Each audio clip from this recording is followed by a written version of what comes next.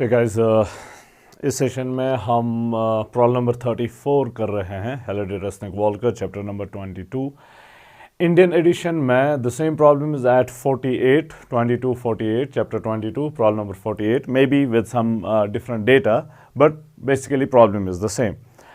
Now हमारे पास यहाँ पर let me read out the question. A disk of radius 2.5 centimeter has a surface charge density of 5.3 microcoulomb per square meter on its upper surface. So सिर्फ एक ही side से ये charged है, disc है कोई हमारे पास, एक ही साइड से इसकी चार्ज है. ओके, एक ही साइड से चार्जड है. 5.3 microcoulomb per meter square on its upper surface. What is the magnitude of the electric field produced by this disk at a point on its central axis at distance z equal to 12 centimeter from the disk? हमें इसकी central axis पे बताना है, एक खास point पे वो दिया हुआ है कि फील्ड जो होगा वो किसके बराबर होगा. पहले तो हम रैंडमली देखेंगे कि किसी भी पॉइंट पे फील्ड किसके बराबर है. Will kind of derive a formula for this और फिर जाके ये डेटा जो है वो सब्स्टिट्यूट कर लेंगे और देखेंगे कि हमारा रिजल्ट इस प्रॉब्लम के लिए क्या होगा. So let's begin. यहां पर कोई भी एक पॉइंट लेते हैं, point P at a distance of Z from the centre of this disc, from the centre of the disc. अब यहां पर पॉइंट Z पे फील्ड जो होगा वो किसके बराबर होगा. अगर आपको याद हो, हमने प्रॉब्लम नंबर 24 में, अगर आप याद नहीं है तो आप 24 को देख सकते हैं. प्रॉब्लम नंबर 24 में हमने फील्ड निकाला है due to a uniformly charge ring. Due to a uniformly charged ring. So what we will do is हम इस डिस्क को रिंग्स में डिवाइड कर लेंगे, कॉन्सेंट्रिक रिंग्स में डिवाइड कर लेंगे. ओके, कॉन्सेंट्रिक रिंग्स में डिवाइड कर लेंगे. मैंने एक रिंग यहां पर दिखाई है ब्लू कलर में विद रेडियस r और थिकनेस जो है उसकी dr के बराबर है. ओके, थिकनेस जो है वो dr के बराबर है. इस रिंग की वजह से फील्ड देखते हैं किसके बराबर है. फॉर्मूला तो हमारे पास है ही, तो फिर जाके इंटीग्रेशन करके हम देखेंगे कि टोटल फील्ड जो होगा वो किसके बराबर होगा पूरी डिस्क के वजह से. ओके, टोटल फील्ड जो होगा वो किसके बराबर होगा.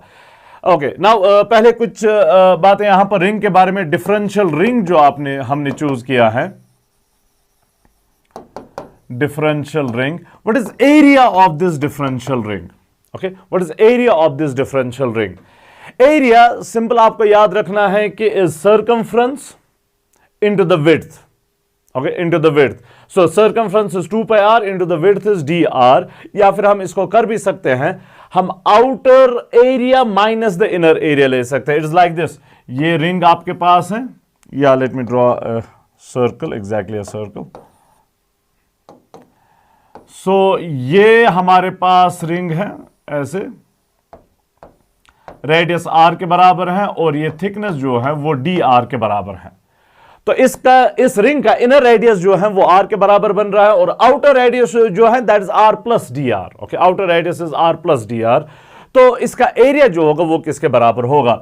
Outer area minus the inner area. हमें तो ये एरिया चाहिए रिंग का, outer area minus inner area. Outer area किसके बराबर है? पाई आर स्क्वायर, आर के बदले में r plus dr square. Okay, radius होगा r plus dr square minus inner area जो है that is pi r square, pi r square. So this is pi को कॉमन ले लें, a plus b whole square is r square plus dr square plus 2r dr minus r square. Note कर लें, r square and r square cancels out. dr square can be neglected. dr is differential width, differential, it is already extremely small, तो उसका square जो होगा that will be still smaller. तो higher powers can be neglected.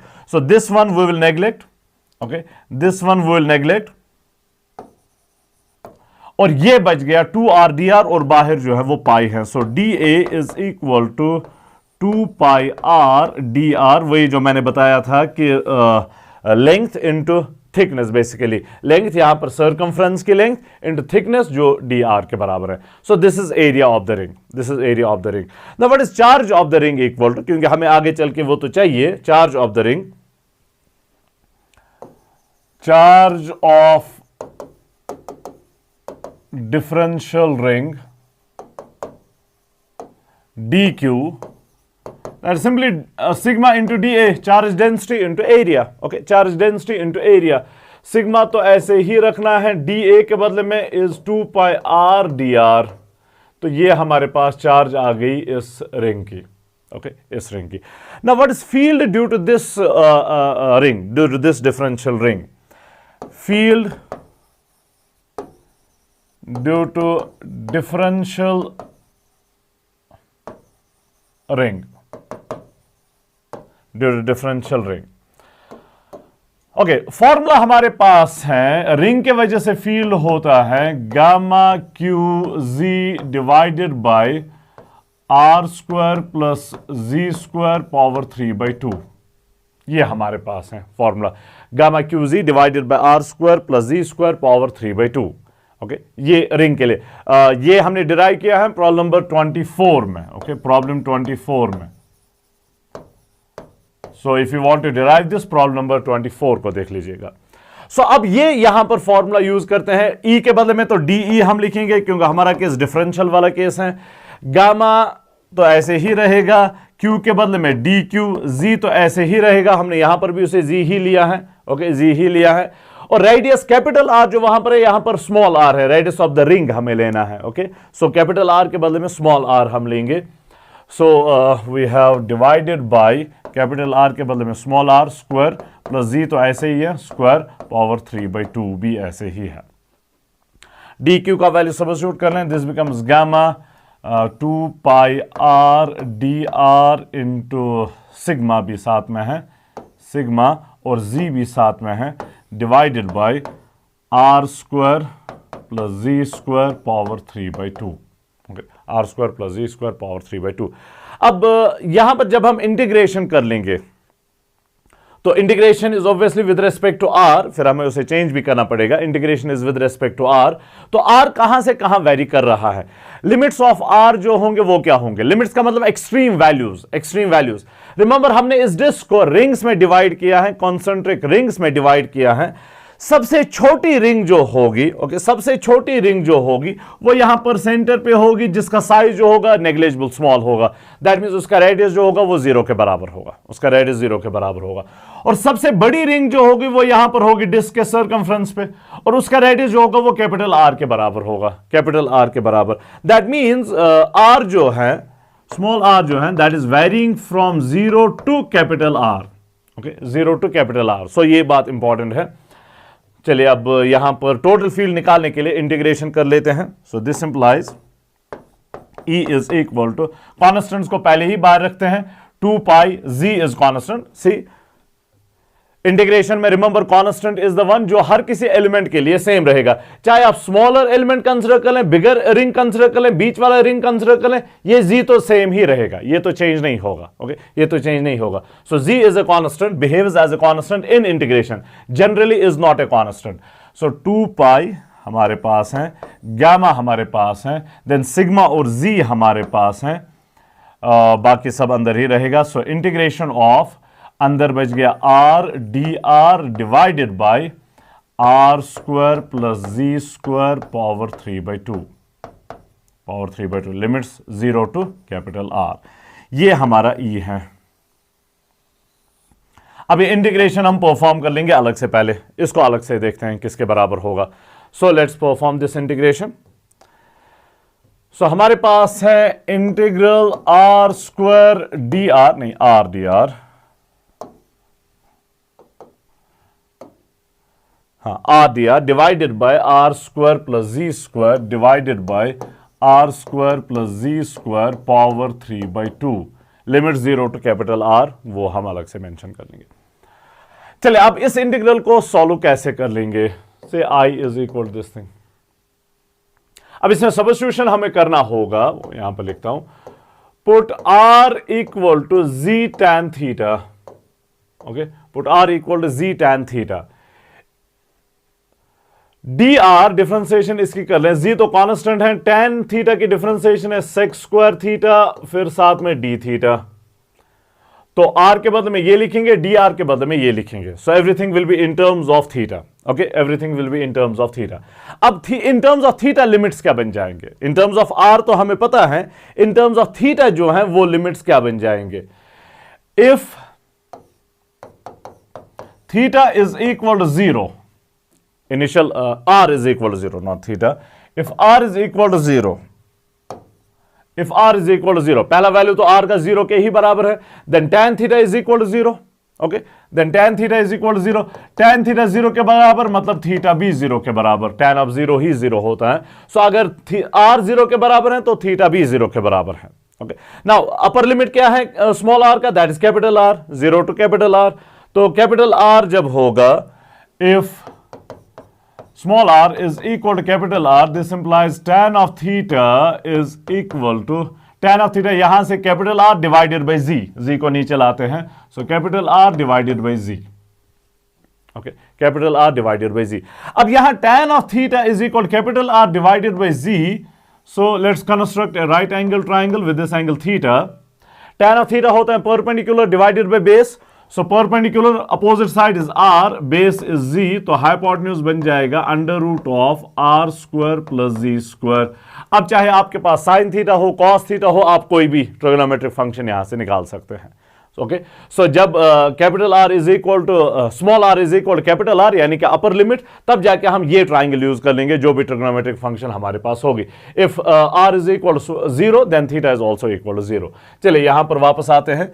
So this is equal to integration of r के बदले में z tan theta dr के बदले में z sec square theta d theta, z sec square theta d theta, then divided by r square के बदले में z square tan square theta बन जाएगा, z square tan square theta, plus साथ में पहले से ही यहां पर z स्क्वायर है और ऊपर पावर 3/2 है, ऊपर पावर 3/2 है. So this is equal to integration of ऊपर बन जाएगा z square tan theta sec square theta d theta divided by यहां पर z स्क्वायर को कॉमन लेते हैं, अंदर बच जाएगा tan square theta plus 1 that is sec square theta, तो sec स्क्वायर थीटा और पावर क्या है 3/2, power is 3/2. Okay, power is 3/2. चलिए अब आगे बढ़ते हैं. दिस इज इक्वल टू ऊपर z square tan theta sec square theta d theta divided bye z square power 3/2, power के ऊपर पावर तो मल्टीप्लाई होता है, 2 and 2 विल कैंसिल आउट, तो z cube. sec square theta same तरीके से 2 and 2 will cancel out, तो sec cube theta बच जाएगा, sec cube theta. Some cancellation will take place, z square और 2 कैंसिल आउट होंगे, सो एक z बच गया. sec स्क्वायर थीटा यहां पर 2 कैंसिल आउट होंगे तो एक sec थीटा बच गया. So that's it. So this implies our integral is equal to integration of, okay, now tan theta divided by sec theta, tan theta divided by sec theta, tan theta is sin theta by cos theta, sec theta is 1 by cos theta, तो cos and cos will cancel out, वहां पर सिर्फ sin theta बच जाएगा, sin theta साथ में d theta. So now integration of sin theta with respect to theta, integration of sin theta with respect to minus cos theta. So this implies I is equal to minus cos theta with limits, theta के limits जो हैं, या मैं r लिखूंगा, r is equal to 0, r is equal to capital R, फिर जाके ये translate कर लेंगे into this thing. So minus cos of theta with this limits. So this implies I is equal to minus times, minus वैसे अंदर होना रखना चाहिए, दैट इज बेटर. अब यहां पर हम माइनस को बाहर निकालते हैं. जब r कैपिटल R के बराबर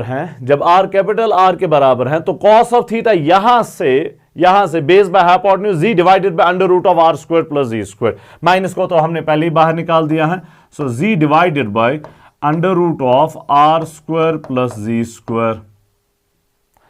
फिर माइनस cos ऑफ थीटा जब r 0 के बराबर है, जब r 0 के बराबर है तो थीटा भी 0 के बराबर है, cos ऑफ 0 जो है वो 1 के बराबर है.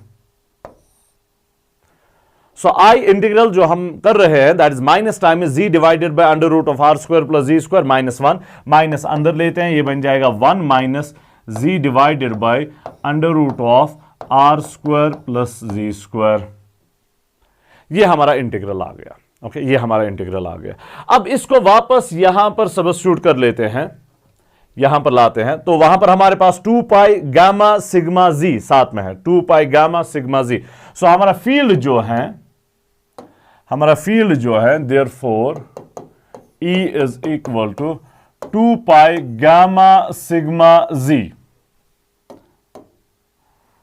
2 पाई गामा सिग्मा जी। फिर ये इंटीग्रल के बदले में will write down this thing 1 minus z divided by under root of r square plus z square. So 1 minus z divided by under root of r square plus z square. Okay, r square plus z square, ये हमारा field आ गया, now let's further massage it a little to put it in an appropriate form. So this implies E is equal to 2 pi gamma के बदले में all right 1/4 पाई epsilon 0 और sigma z 1 minus z divided by under root of r square plus z square, ऐसे। ठीक है,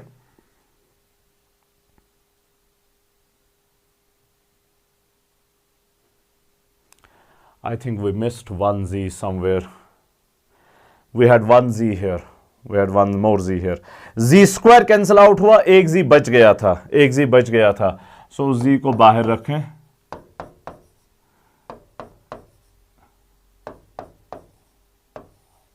ये z हमारे पास यहाँ z स्क्वायर 2 कैंसिल आउट हुए थे, एक z जो है वो बच गया है, तो उस z को कंटिन्यू हमने रख लिया।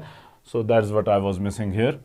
तो 1/z यहां पर साथ में है, 1/z, so z and z will cancel out, तो z का काम ही खत्म हो गया।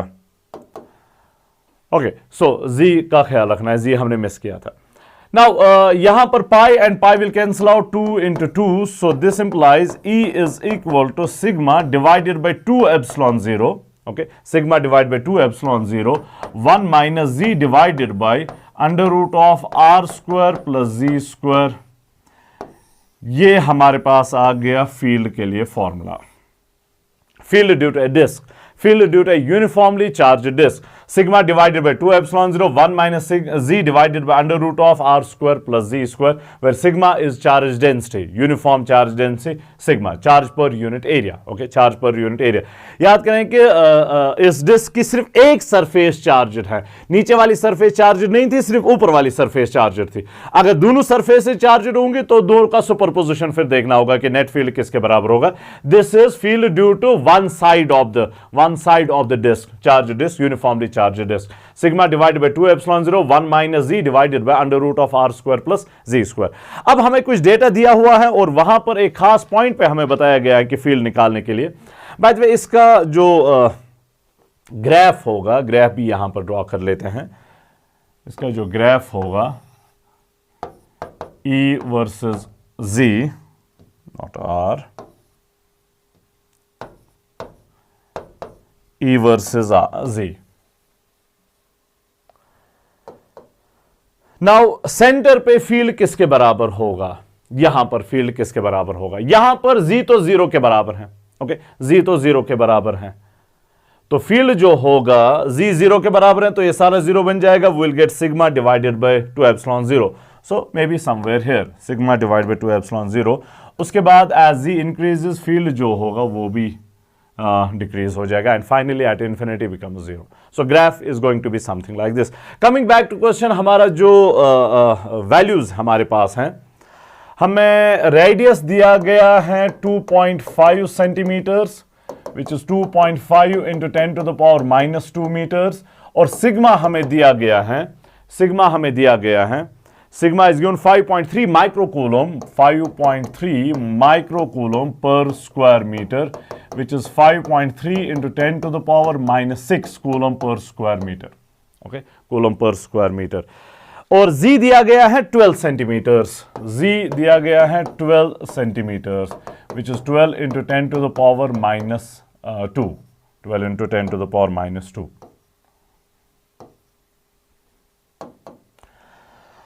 हमारे पास फील्ड का फॉर्मूला पहले से ही है, sigma divide by 2 epsilon 0 1 minus z divide by under root of r square plus z square. So E is equal to sigma divided by 2 epsilon 0 1 minus z divided by under root of r square plus z square. अब value substitute करने हैं बस. Okay, value substitute करने हैं.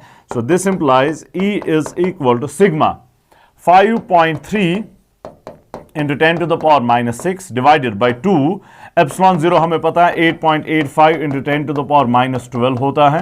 You must know this. फिर जाके 1 minus z जो है, z is 12 into 10 to the power minus 2, 12 into 10 to the power minus 2 divided by under root of r square which is 2.5 into 10 to the power minus 2, 2.5 into 10 to the power minus 2 लेकिन square के साथ, फिर minus z square, z is 12 into 10 to the power minus 2, 12 into 10 to the power minus 2 with the square. So that's it. ये values हैं. You just have to substitute the values और workout करना है. मैंने पहले ही वर्कआउट किया है. This implies E is equal 6.28 into 10 to the power 3 Newton पर कोलोम या वोल्ट पर मीटर, जो भी आप यूज करते हैं. So 6.28 into 10 to the power 3 Newton per coulomb. This is the field at this point with this data. Z equal 12 centimeters and R equal to 2.5 centimeters. Sigma equal 5.3 microcoulomb per meter. So important is ये formula derive करना. ये हमने किया sigma by 2 epsilon 0 1 minus z divided by under root of r square minus plus z square. Plus था कि minus? Plus. हाँ, plus z square. Okay, is that fine? Fine, that'll do for this session.